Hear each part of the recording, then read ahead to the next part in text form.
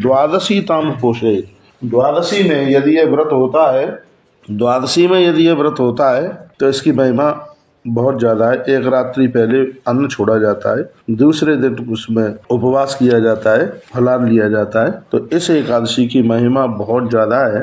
बताया गया प्रातः काल जो व्रती है वो नियम पूर्वक प्रातः जल्दी जगे और स्नान करे, हो जाए तो कुएं का पानी या नदियों का जल मिल जाए, ऐसा भी वर्णन किया गया। तथा प्रभात समय कृत्वा च नियमम व्रती और स्नानम शुच समाचरित मध्याह्ने तथा पार्थ स्नानम शुच समाचरित। यदि कुएं का जल मिल जाए, बावली का जल मिल जाए तो ज्यादा बढ़िया है। सरोवर में भी स्नान कर सकते हैं, नदियों में स्नान श्रेष्ठ माना गया है। 25 नंबर के श्लोक में वर्णन किया गया है, तड़ागे च उत्तमम स्नानम नद्याम स्नानम तथा परम। नदी का स्नान बहुत विशेष माना गया है। तो हे धर्मराज, जहाँ जल में प्रवेश करने पर जीवों को कष्ट होता है, ऐसी जगह पर कभी भी स्नान न करें। घर पर भी स्नान करके आप इस 11 का व्रत कर सकते हो। जल को शुद्ध कर ले तो घर में भी स्नान करके आप एकादशी का व्रत कर सकते हैं। स्नान करते समय भगवत नाम उच्चारण किया जाए, भगवान का नाम लिया जाए तो ज्यादा बहुत बढ़िया है। एकादशी करने वाले लोग पाखंडियों से दूर रहे, झूठ बोलने वाले लोगों से दूर रहे, जो संत गुरुजन ब्राह्मणों की निंदा करते हैं,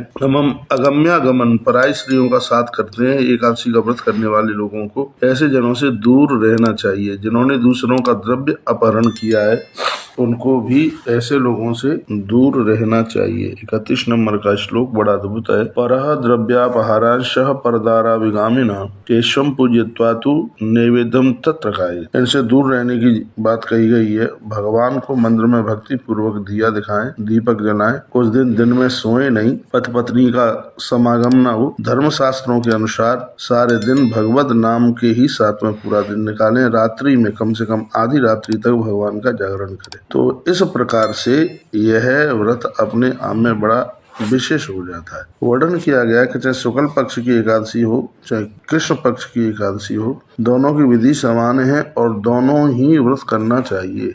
दोनों ही व्रत करें, ऐसा नहीं है कि एक ही व्रत हो। यथा कृष्णा तथा शुक्ला विधि एवं प्रकार, दोनों की विधि बिल्कुल एक बराबर है और जो व्रत है वो दोनों ही एकादशी का करना चाहिए। तो जो मनुष्य तीर्थों में पहुंच करके इस व्रत को करता है तो इस व्रत की महिमा अपने आप में और ज्यादा बढ़ जाती है।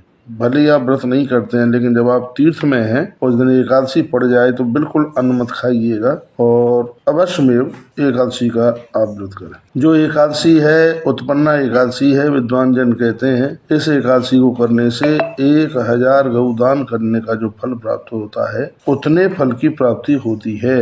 कमाल की बात है। गौ से शरण यत पुण्यम दत्ता वेदांत पारगे तस्मा सत गुणम पुण्यम एकादश्याम उपवासना। इसमें तो लिखा है उससे भी और 10 गुना और ज्यादा फल ज्यादा प्राप्त होता है। जो मनुष्य श्री हरि की पूजा करने वाले उस भगवान को वंदन प्रणाम करते हैं तो एकादशी के दिन उस भगवान का अभिषेक करते हैं तो एकादशी की महिमा और ज्यादा अपने आप में बढ़ जाती है। तीर्थ दान नियम ये सब चीजें सिद्ध हो जाती हैं एकादशी का व्रत करने से। युधिष्ठिर, आप एकादशी का व्रत किया करो, ये भगवान ने आदेश दिया है कि हे युधिष्ठिर, तस्मात् त्वं पांडवः श्रेष्ठः व्रतमेतत् समाचरः। आप एकादशी का व्रत किया करो। हे पांडव, एकादशी के पुण्यों की संख्या को मैं भी नहीं पूरा वर्णन कर सकता, ये भगवान बोले हैं। स्वयं परमात्मा ने कहा कि पुण्य संख्या में जानामि यत्त्वं प्रक्षस्य पांडव। इसका कितना बड़ा पुण्य है उसका विशेष रूप से वर्णन मैं भी नहीं कर सकता।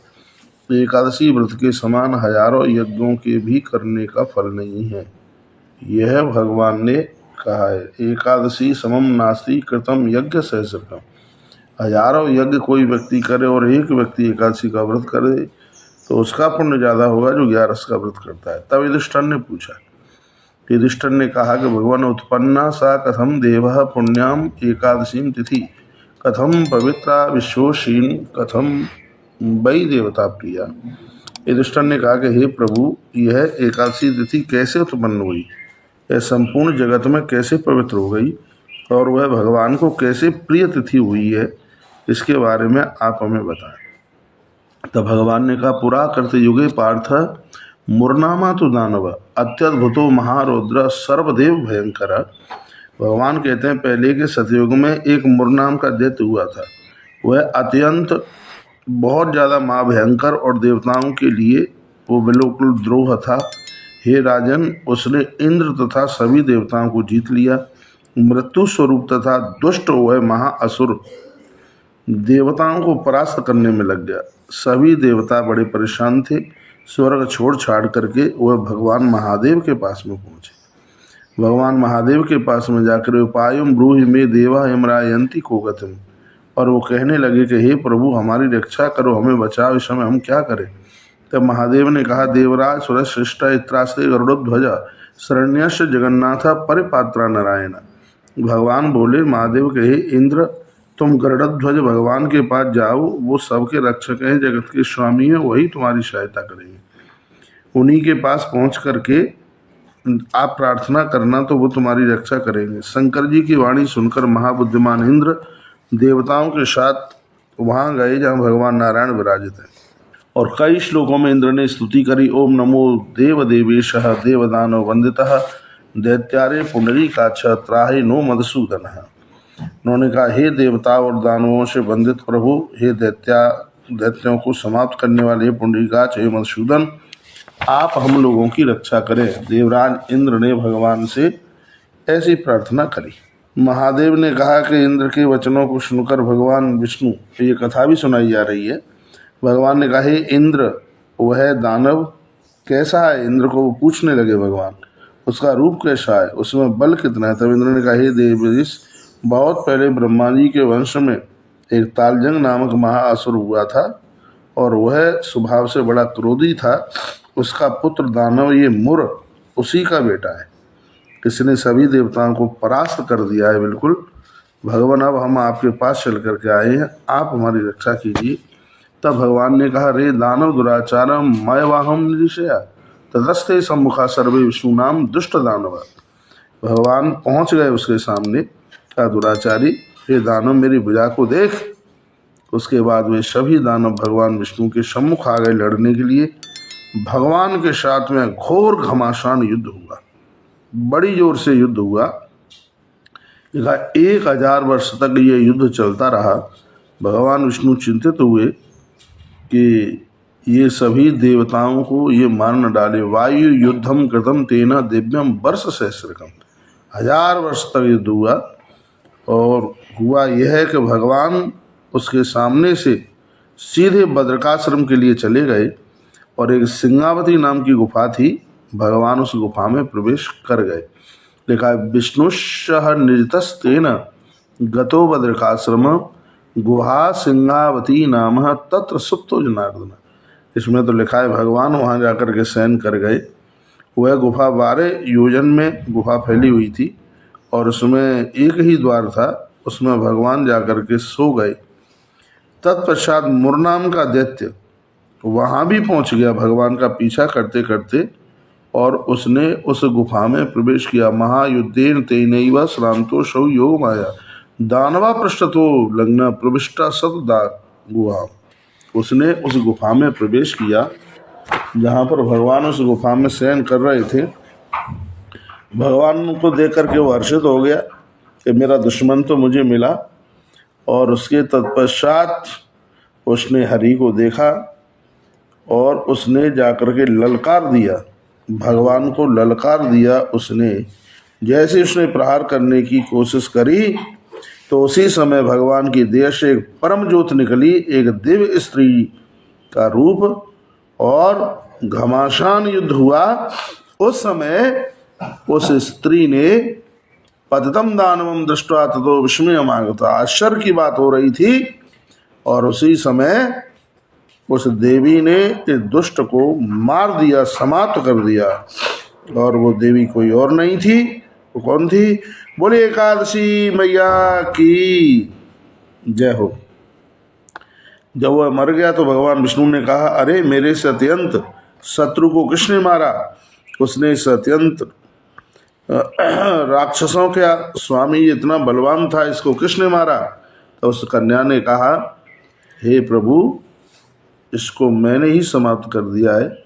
आप सोए हुए थे और ये युद्ध करने के लिए आया था। एकादशी ने कहा, हे स्वामिन, आपकी ही कृपा से मैंने इसको मार दिया है, ये आपकी ही कृपा से। त्वत्प्रसादाच्च भो स्वामिन महादैत्यो मया हतः, ये आपकी कृपा से हुआ।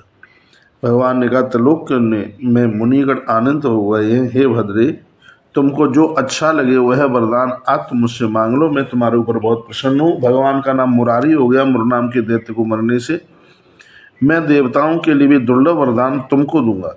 एकादशी ने कहा, हे जनार्दन, यदि आप सचमुच मेरे ऊपर प्रसन्न हैं तो मैं एक वरदान आपसे चाहती हूँ, वो मेरे हृदय में है, वो आप मुझे दे दीजिएगा। यदि तुष्टोष में देवः सत्य मुक्तम जनार्दन वरमेकम तो वांछामि हृदय च जगतपते। यदि आप हमारे ऊपर प्रसन्न हैं तो हमें एक वरदान दे दें। हे प्रभु, मैं अपने अभिप्रेत वरदान के लिए आपसे प्रार्थना करती हूँ।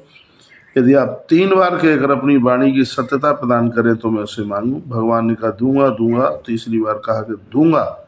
तो उस समय एकादशी मैया ने कहा, हे देवेश, आप मुझको तीनों भुवनों, चारों युगों तथा तीनों लोकों में ऐसा बना दीजिए कि मैं आपकी कृपा से सभी तीर्थों में प्रदान हो जाऊं, सभी विघ्नों का विनाश करने वाली हो जाऊं तथा सभी प्रकार की सिद्धियों को प्रदान करने वाली हो जाऊं। हे प्रभु, आपकी भक्ति से युक्त जो मनुष्य भक्ति पूर्वक मेरी तिथि को उपवास करे, उनकी सभी कामनाएं पूरी हो जाएं और उसको अपनी साधना में सिद्धि मिल जाए। ये मांगा। माँ पोषंत ये भत्या तब भत्या जनार्दन सर्व सिद्धि भवे तेषाम यदि तुष्टोस्मि प्रभु। यदि आप हमारे ऊपर प्रसन्न है तो ये दे दो। जो उपवास करके दूसरे दिन एक ही बार भोजन करे, हे माधव, आप संपत्ति, धर्म और मोक्ष उसे प्रदान करें। भगवान विष्णु ने कहा, हे कल्याणी, तुम जो कह रही हो वही होगा। तुम समस्त मनोरथों को पूर्ण करने वाली होगी। तुम्हें एकादशी के नाम से जाना जाएगा। भगवान ने ऐसा वरदान दे दिया। मैं तुमको अपनी शक्ति देता हूँ। प्रभु ने कहा, एकादशी व्रत करने वाली मेरी पूजा जो करेंगे वह मुक्ति प्रदान करेंगे, इसमें कोई संशय नहीं है। ऐसा भगवान ने कहा। त्वाम च शक्ति महम मन्यः एकादशी व्रतस्तथा मम पूजाम करिष्यन्ति मोक्ष गास्ते न संशय। इसलिए एक बार मैं भक्तों को फिर कहूँगा कि 11 के दिन आप अवश्य में भगवान नारायण का अभिषेक कीजिए, साल राम भगवान का अभिषेक कीजिए, क्योंकि भगवान ने कहा है कि एकादशी के दिन विशेष रूप से मेरा अभिषेक करेंगे, उन्हें मैं अपना धाम दे दूंगा। उनको मृत्यु के समय पर किसी भी प्रकार का कोई कष्ट नहीं होने दूंगा। महादेव जी ने कहा कि भगवान ने त्रवाचा भरी है, एकादशी को वरदान दे दिया है, तो सभी भक्तजनों को, वैष्णव हरिजनों को चाहिए कि वह एकादशी का व्रत जरूर किया करें। और इसमें वर्णन है कि एकादशी में थोड़ी बहुत भी यदि कहीं दशमी आती है तो उस व्रत को बिल्कुल त्याग कर देना चाहिए। इसमें वर्णन किया गया है कि द्वादशी को वर्णन किया, द्वादशी को थोड़ी बहुत भी एकादशी रहे तो उस एकादशी को जरूर करना चाहिए। और द्वादशी में एकादशी बहुत ज़्यादा विशेष मानी गई है। जो मनुष्य एकादशी तिथि का उपवास करते हैं वे इस वैष्णव स्थान में जाते हैं जहाँ पर भगवान गरुड़ध्वज रहते हैं। ऐसा वर्णन है। एकादश्याम प्रकुर्वीत उपवासम निराश तो ये ते यंत्र वैष्णवम स्थानम यत्रास्ते गरुड़ध्वज।